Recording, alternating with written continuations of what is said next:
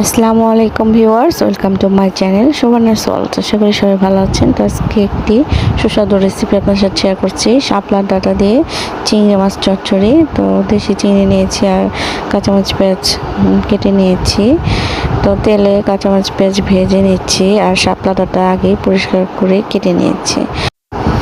তো এখানে আদা রসুন এবং পেঁয়াজ জিরার সাথে বাটা আছে, 3 চামচ দিয়ে দিলাম, এবং হলুদের গুঁড়ো আর মরিচের গুঁড়ো এবং ধনিয়া গুঁড়া যেটা সেটা দিয়ে দিলাম। তো এখন স্বাদ মতো লবণ দিয়ে নিলাম, আপনারা আপনাদের পরিমাণ অনুযায়ী দিয়ে নেবেন। তো সবগুলো মশলা একসাথে কষিয়ে নিতে হবে। তো সুন্দর করে মশলাটা কষিয়ে নেওয়ার পরে এই চিংড়ি মাছগুলো দিয়ে দিতে হবে। তারপর সব একসাথে মশলা কষিয়ে নিয়ে চিংড়ি মাছগুলো একটু হালকা কষিয়ে নিয়ে তারপরে ভালোভাবে মেশাতে হবে। তো মশলার সাথে যখন চিংড়ি মাছগুলো ভালোভাবে কষানো হয়ে যাবে, তখন শাপলার যে ডাঁটা ধুয়ে রেখেছিলাম কেটে, তো সেটা দিয়ে দিতে হবে। তো শাপলার ডাঁটা এখানে আমি ধুয়ে নিয়েছি, তো সবগুলো এখানে দিতে হবে।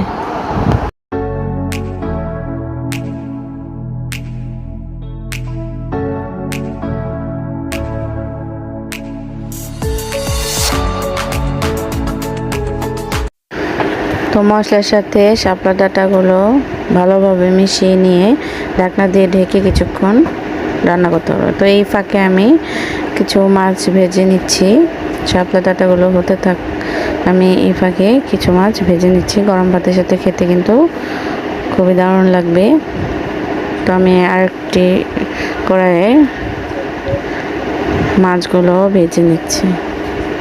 এটা গরম ভাতের সাথে খেতে অসাধারণ লাগে। আর ভিউয়ার্স, আমার চ্যানেলটা অবশ্যই সাবস্ক্রাইব করবেন, লাইক কমেন্ট করে পাশে থাকবেন। কমেন্টে অবশ্যই জানাবেন ভিডিওটা কেমন লাগলো। যারা এখনও সাবস্ক্রাইব করেনি তারা সাবস্ক্রাইব করে নেবেন অবশ্যই। যারা সাবস্ক্রাইব করেছেন তাদেরকে অসংখ্য ধন্যবাদ। তো এই ফাঁকে আমার শাপলা ডাঁটার তরকারিটা হয়ে গিয়েছে। তো দেখুন কতটা চমৎকার লাগছে, কালারটাও ভালো এসেছে। এটা অনেক মজার হয়, আপনারা অবশ্যই ট্রাই করবেন। তো কিছুক্ষণ রান্না করে নামিয়ে নেব। তো হয়ে গিয়েছে আমার শাপলা ডাঁটার তরকারি, চিংড়ি মাছ দিয়ে শাপলা চচ্চড়ি। অবশ্যই ট্রাই করবেন। ধন্যবাদ সবাইকে।